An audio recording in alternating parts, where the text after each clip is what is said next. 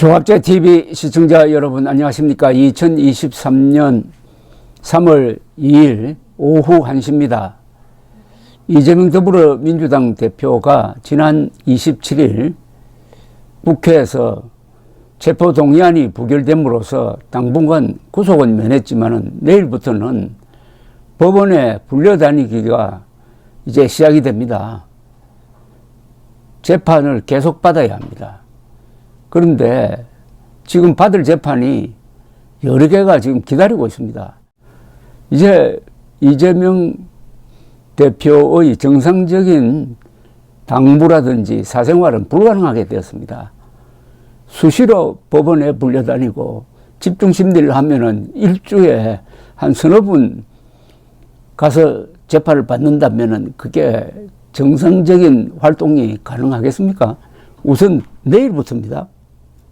내일 무슨 재판이 지금 기다리고 있느냐 하면은 대선 기간 중에 고 김문기 전 성남도시개발공사 개발 1처장을 성남시장 시절에 알지 못했다고 허위 사실을 공표한 혐의로 공직선거법 위반으로 기소가 되었습니다. 이 재판이 내일 오전 10시 서울중앙지법 형사 제3부에서 열립니다.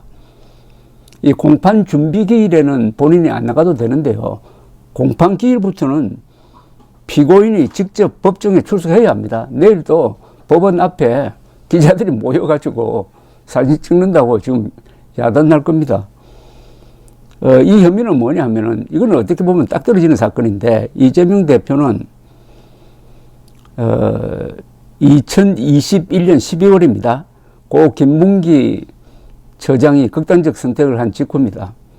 언론 인터뷰에서 고 김문기 씨에 대해서 하위 직원이라서 성남시장 재직 때는 알지 못했다고 말하는 등 허위 사실을 공표한 혐의입니다. 작년 9월에 재판에 넘겨졌습니다. 또 한 건이 있습니다. 2021년 10월 경기도 국정감사에서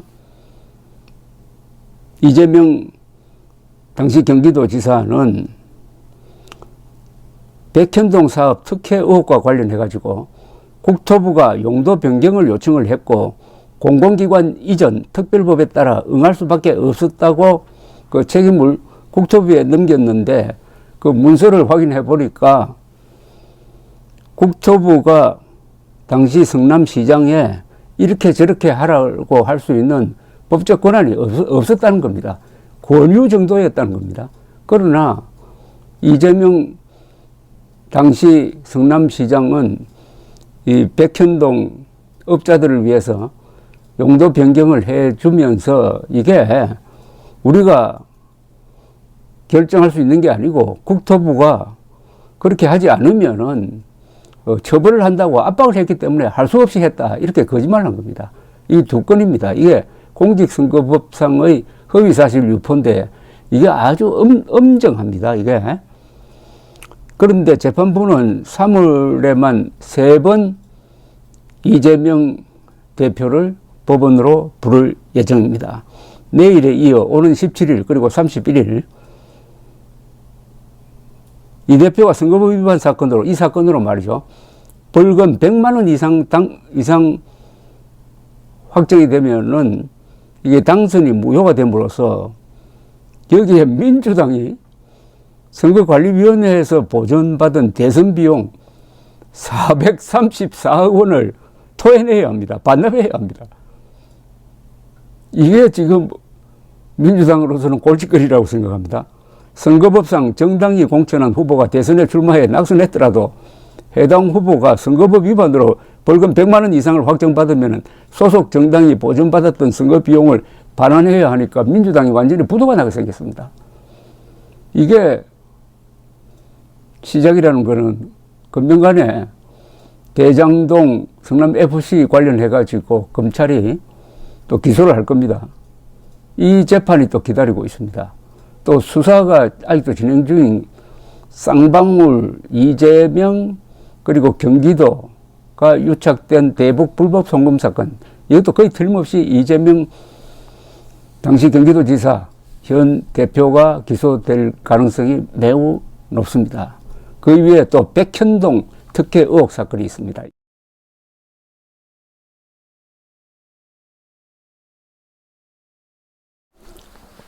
조갑제TV 시청자 여러분 안녕하십니까. 2023년 2월 28일 오전 11시입니다.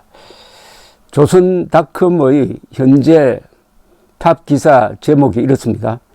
이 정도일 줄은 친명 쇼크, 방탄 금간 이재명, 리더십 치명상. 당헌은 이렇게 되어 있습니다. 민주당 당헌은 근사하게 되어 있어요.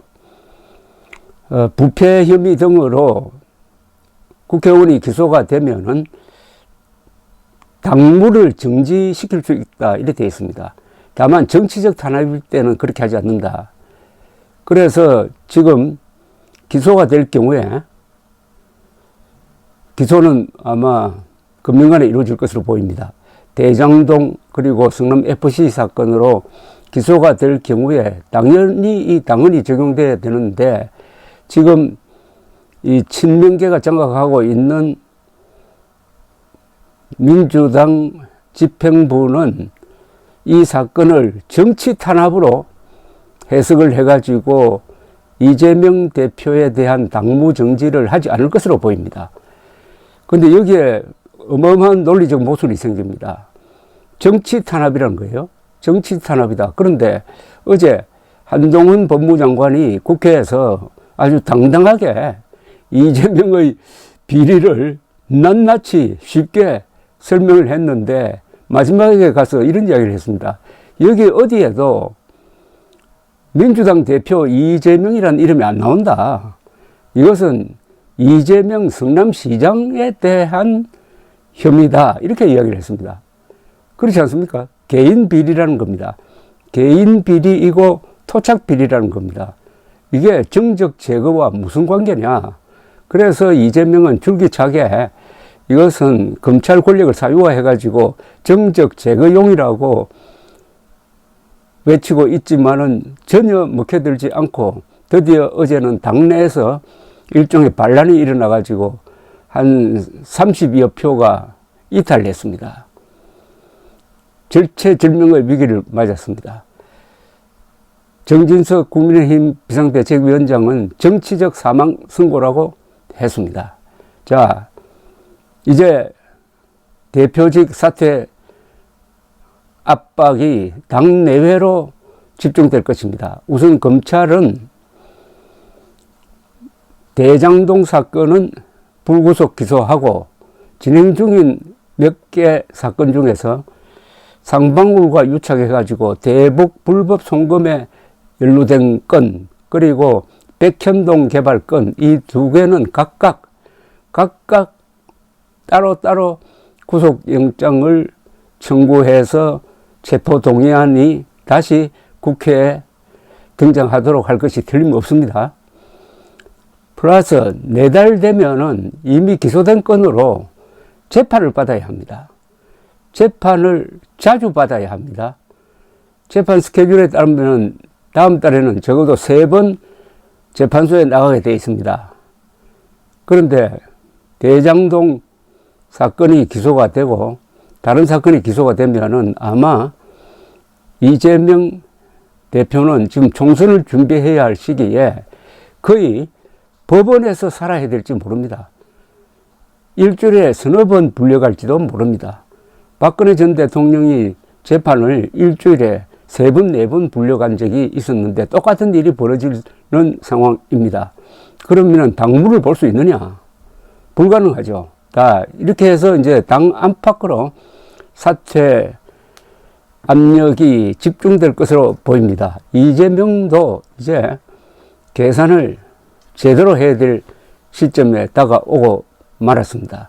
그동안에 검찰이 정적인 이재명을 죽이려 한다 하는 이런 호소는 국민들에게 우선 먹히지 않았습니다.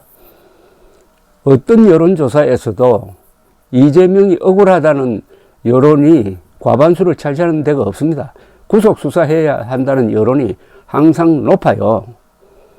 그렇다면은 이재명은 오로지 민주당 내의 강경파만 딛고 정치를 할 수 있느냐? 이것도 불가능합니다. 따라서 어제 있었던 일이 이재명에 대한 정치적 사망 선고다 하는 게 결국은 정확한 분석으로 밝혀지게 될 것입니다. 이 시점에서 그러면은 국민의힘은 웃을 수가 있느냐? 이제 언젠가는 다가올 이재명의 대표직 사퇴, 이재명의 대표직 사퇴가 이루어지는 날, 그때부터 국민의힘이 오히려 망조가 들은 날이 아닐까 하는 생각을 하는 게 안전하지 않을까 하는 생각이 듭니다. 항상 낙관적인 전망을 할 때는 비관적인 전망을 같이 해야 됩니다. 지금 국민의힘 전당대회가 흥행에 성공하지 못하고 있습니다. 재미가 없습니다. 왜 재미가 없겠습니까? 이미 윤석열 대통령이 김기현 의원을 당대표로 찍어 놓았다. 지금 이루어지고 있는 이 과정은 형식일 뿐이다. 이변이 없을 것이다. 이번에 당대표 후보로 나온 네 사람, 김기현, 안철수, 천하람, 황교안. 유사히 황교안 후보는 결선 투표로 가면은 김기현 후보를 밀어가지고 정통 보수가 당권을 잡는 게 옳은 것 아니냐 하는 뉘앙스 이야기를 하고 있습니다. 자, 그럼 결선 투표 가든 안 가든 황교안, 김기현 두 사람이 손을 잡고 당권을 잡는다 하는 인상을 주게 될 때 여러분 내년 총선에서 이게 유리하겠습니까? 김기현, 황교안이 정통 보수라고 하는데 정통 보수가 아니죠. 사이비 보수죠. 김기현이 사이비 보수라는 뜻이 아니고 황교안이 사이비 보수입니다. 황교안의 가장 큰 정치적 범죄는 4월 총선에서 자신이 선거를 지휘했는데 미래통합당 대표로서 종로에서 자신은 낙선하고 미래통합당이 졌습니다. 그런데 개표가 진행 중인데 이 사람이 한 자정무렵 나와가지고 이번 선거에서 졌다, 모든 책임은 나에게 있다 하고 그냥 사라져버리고 말았습니다. 아직도 개표가 진행 중이라는 것은 아직도 전투가 진행 중이라는 뜻입니다. 그 결과를 다 보고 차분하게 인수인계를 해야 될 텐데 그냥 졌다 하고는 도망가고 말았습니다. 그 뒤에 1년 반 동안 나타나지를 않았습니다. 일종의 적전 도망입니다. 그런데 1년 반 후에 2021년 이제 대통령 후보를 뽑는 경선에 나타나서 아연 실색할 주장을 하기 시작했습니다. 자신이 진 2020년 4월 총선에서 부정선거가 있었다. 개표 부정이 있었다. 하면서 오늘 이 순간까지 줄기차게 개표 부정론, 선거 부정론을 주장하고 특히 지난 대선 때는 신문 광고를 내가지고 지금 선관위가 부정선거를 준비하고 있다고 하다가 선관위로부터 공직선거법상의 선거자유방해죄로 고발을 당하기도 한 사람입니다. 이 보수의 수치입니다. 대통령 권한대행까지 지냈던 사람이 이런 황당무계한 주장을 했다는 것 자체가 수치입니다. 그래서 이번에 이 사람은 후보로 나오지 못하게 했어야 됩니다. 근데 후보로 나왔어요. 그런데 강성 지지층이 있습니다. 그 지지층이 한 5%에서 10% 되는 모양인데 이게 이 지지층이 앞으로 참 국민의힘의 골칫덩어리가 될 겁니다. 근데 그 사람이 김기현을 지지해가지고 당대표가 된다. 그럼 김기현은 부정선거 음모론자들의 도움을 받아가지고 당대표가 된다고 했을 때 중도층이 총선에서 지원하겠습니까? 보수 합리적인 합리적인 보수입니다. 온건하고 합리적인 보수가 지지하겠습니까? 총선에서 뿐만 아니라 모든 선거는 외연을 확대해야 이기는 것 아닙니까? 보수는 중도와 손잡고 가능하면 합리적인 좌파와도 손을 잡아야 되는데 부정선거 음모론과 결탁한 김기현 당대표 이런 인상 가지면은 오히려 지지기말인 보수조차도 외면하고 해가지고 쪼그라들 가능성이 많습니다. 외연 확대가 아니라 축소가 되는 이런 결과가 나올 때 그럼 민주당은 뭘 하느냐? 민주당은 타이든 자이든 이재명 대표를 물러나게 한 다음에는 이제 홀가분한 입장에서 당 개혁에 나설 겁니다. 전당대회를 새로 해가지고 새로 집행부를 뽑을 거예요. 그럼 거기에는 이재명과는 이미지가 반대가 되는 사람, 상당히 합리적이고 온건하게 보이고 젊은 사람이 당대표가 될 가능성이 많죠. 그럼 그 새로운 얼굴을 가진 민주당과 쪼그라든 축소지향적으로 된 국민의힘 지도부가 내년 총선에 대결할 때 어느 쪽으로 민심이 쏠리겠느냐 하는 시나리오를 지금 생각할 때라는 이야기입니다. 즉 이재명 대표가 정치적 치명상을 입어서 당대표에서 물러나는 그 순간이 국민의힘으로서는 망조가 드는 날이 될 수도 있다는 게 저의 예측입니다. 감사합니다.